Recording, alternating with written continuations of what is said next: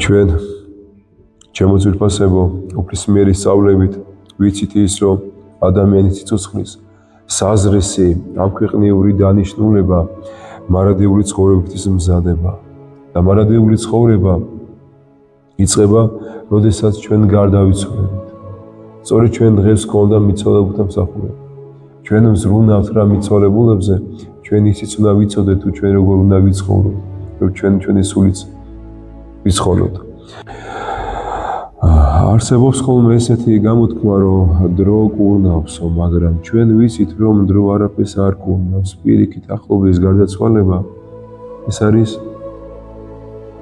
მოუშვებელი ჭრილობა, რომელიც ჭრილობას უფრო და უფრო გემნეული ხდება, რაც უფრო გენატრება, რაც უფრო დროულობს. აქედან გამომდინარე, დრო კი არ კურნავს პირიქით, უფრო გაყვარებს ამ ადამიანს, მაგრამ ჩვენ უნდა დავფიქრდეთ ერთ საკითხზე, რომ ღვთის მიერ დადგენილი კანონით გარკვეული პერიოდის შემდგომ ჩვენც მოგვიწევს გარდაცვალება აუცილებლად. ჩვენც მოგვიწევს დატოვება ამ წუთისოფლისა და მათი ხილვა, ვინც ასე გვენატრება და ასე გვაკლია ჩვენს გვერდით. სწორედ აი ამისი ხსოვნით, აი ამისი იმედით, რომ მარადისობაში ერთად ვიქნებით ჩვენ და ჩვენი ახლობლები. აი ამ იმედმა უნდა გაგვაძლიეროს და გაგვამხნევოს. ვინც განიცდის ნამდვილ სიყვარულს, ის ყოველთვის ცდილობს, რომ მუდმივ კავშირში იყოს თავის გარდაცვლილ ადამიანთან, თავის მიცვალებულთან. იმიტომ რომ სწორედ მათ სჭირდებათ ჩვენგან განსაკუთრებულად სჭირდებათ შეწევნა, დახმარება, ლოცვა. განსაკუთრებულად როგორც არასდროს სჭირდება ჩვენი სიყვარული, ჩვენი თანადგომა. იმ სახის მსახურება, რა მსახურებას დედა ეკლესია გვთავაზობს და დედა ეკლესია გვაძლევს. ეს ძალიან დიდი წყალობაა ღვთისაგან, როდესაც შენ თვითონ იღებ მონაწილეობას და შენ თვითონ ცდილობ, რომ შეცვალო შენი ახლობლის გარდაცვლილი ადამიანის ადგილსამყოფელი და შეუმსუბუქო მას და აცხო. აი ეს არის გულწრფელი სიყვარული. ეს არის ქრისტეს მიერი სიყვარული.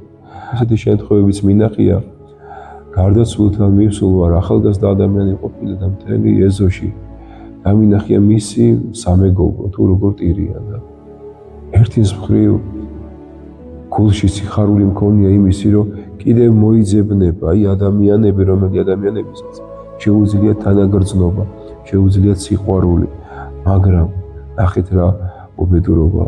გასულა ძალიან მცირე დრო, ძალიან მცირე ჟამი, თუნდაც რამოდენიმე დღე, თუნდაც ეგრეთ წოდებული ქელეხის სუფრა და დამინახია ისევ ეს ადამიანები, რომ როგორ განსხვავებაში არიან.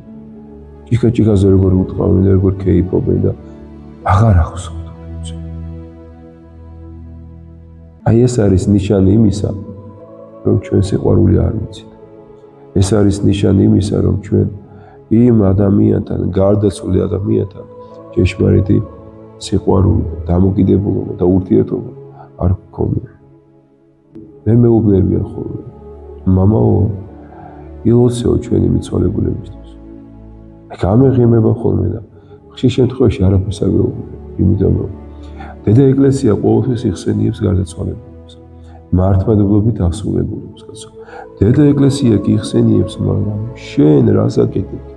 შენ ლოცულო, რას აკეთებ შენ აი ამ დროს, როდესაც ყველაზე მეტად გჭირდები და თუ კი გიყვარდა სათხარ, აი კითხვა მიჩნდება, მაგრამ მithumetes ამ შემთხვევაში ჭირის უფალს პირდაპირ ვერ ეთქვი ალბათ, იმიტომ ვფიქრობ ვერც გაგიგებს. და აი ჩვენ სწორედ აი ამიტომ უნდა ვიცოდეთ სწორი დამოკიდებულობა, რომ სიცოცხლის განმავლობაში, როდესაც მათ შეეძლოთ თავიანთი თავის მიხედვა და ხედავდნენ კიდეც და უვლიდნენ კიდეც თავიანთ თავს, ახლა არაფრის საშუალება არ აქვს. და იმაზე მეტად ვჭირდებით, ვიდრე ცოცხლებს ვჭირდებათ. აქ მნიშვნელობა არ აქვს, ვისმეს მშობელი ყავს გარდაცვლილი, ვისმეს მეუღლე, ვისმეს შვილი. იმაზე მეტად ვჭირდებით ჩვენს მიცვალებულებს, ჩემო ძვირფასებო, ვიდრე სიცოცხლეში ოდესმე daჭირვებია ჩვენით. ასე რომ ღმერთმა მოგცეთ ძალა ჭეშმარიტი სარწმუნოებისა. ღმერთმა მოგცეთ კეთილგონიერება ჩემო ძვირფასო. ყველას გვახსოვდეს ის, რომ ჩვენი მიცვალებული სულები ცოცხლები არიან. ისინი არ მომკვდარან და ჩვენ გარდაცვალების შემდგომ მოგვიწევს მათთან შეხვედრა. და წარმოიდგინეთ, თუ კი ჩვენ არ ვზრუნავთ მათთვის და არ გამოხატავთ სიყვარულს მათ მიმართ, როგორი დარწმუნებულები უნდა შევხვდეთ მათ ჩვენი გარდაცვალების შემდგომ, როდესაც სჭირდებოდათ და ჩვენ მათზე არ ვზრუნავთ. ასე რომ ღმერთმა აცხოვნოს ჩვენი ყველა გარდაცვლილი ადამიანები. ხეგრძელობა და ჯანმრთელობა მოგმაგოთ ღმერთმა. გაგახარო და გაგამაოდ. იცოცხლე და ითხოვე.